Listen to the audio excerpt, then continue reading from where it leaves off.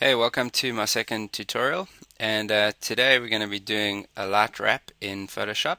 And basically what that is when we put our foreground subject onto our background to composite him in, a light wrap is just a subtle effect around the edge that's going to sort of blend him in with the background layer to just sell the composite a little bit more.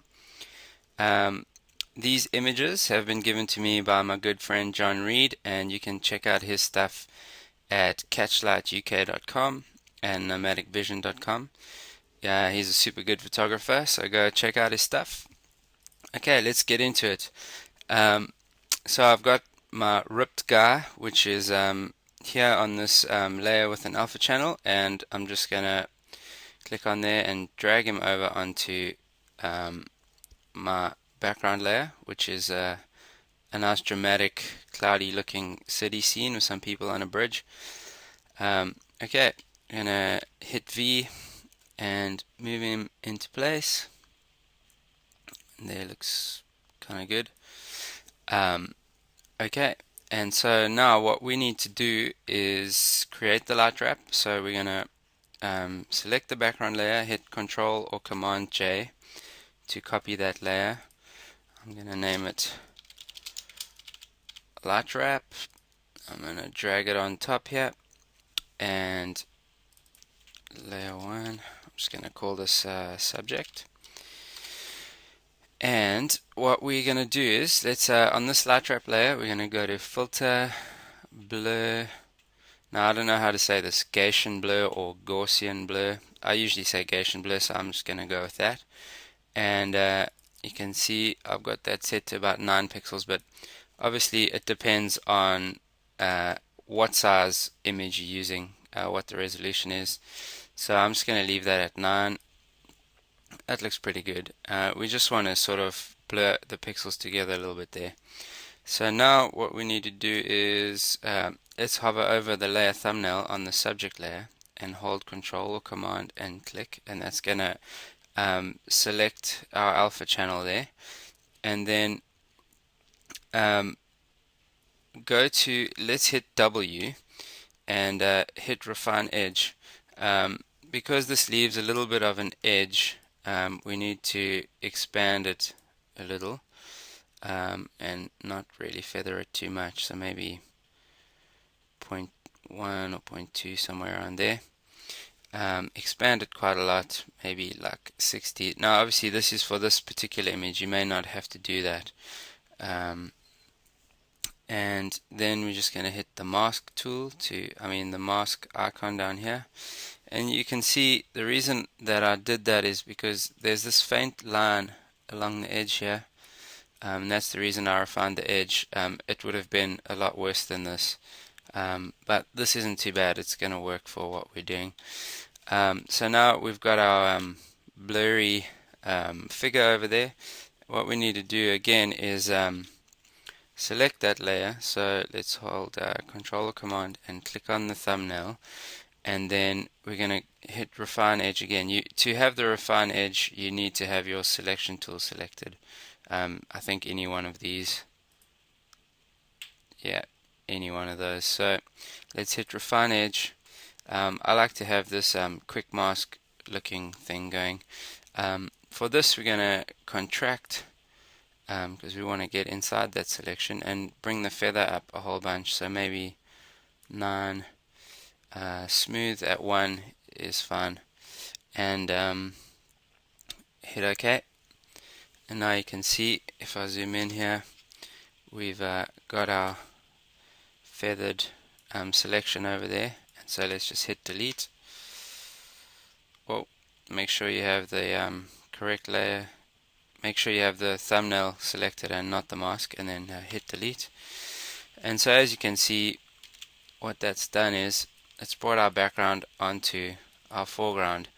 And obviously there's areas over here where it looks kind of ridiculous, so there's several ways that we can deal with that. One of them is to select a blending mode for our layer, and there's a whole bunch that can work here. Depending on the look that you're going for and whatever you feel makes it fit in with the background best. soft light usually works quite well.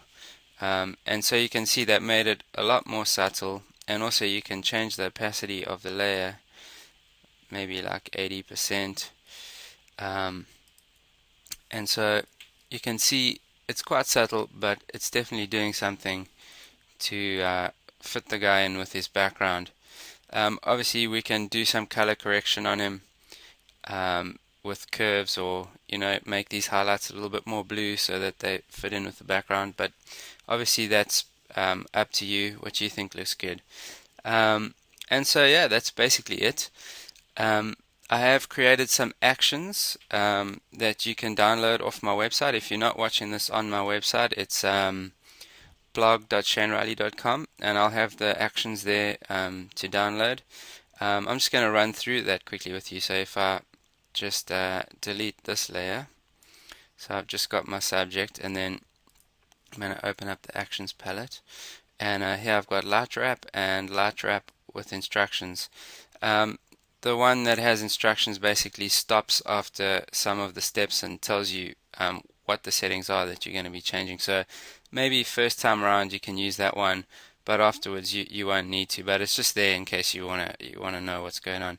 So we just select that light wrap and hit the play button, and then it's going to give us options of what we want to do. So the first option is the blur, which you can obviously increase or decrease, whatever you want to do.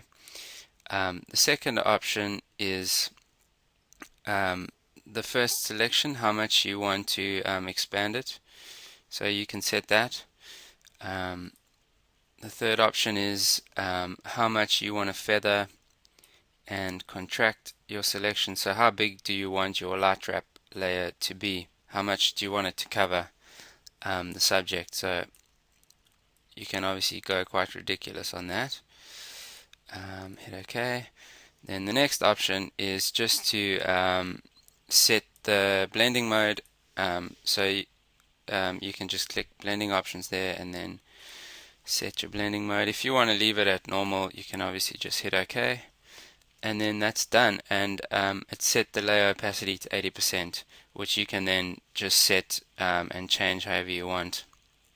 And one last thing, let's say these light areas, you like how the rest of it looks. Okay, this is obviously a bit overboard, but let's say you like how the rest of it looks, but these light ones you want to sort of get rid of. So hit your mask, make sure your brush is set to black, hit B to get the brush tool, make sure it's set at a nice soft setting, maybe increase the size a little bit, and then we can go in here and just sort of get rid of a whole bunch of that.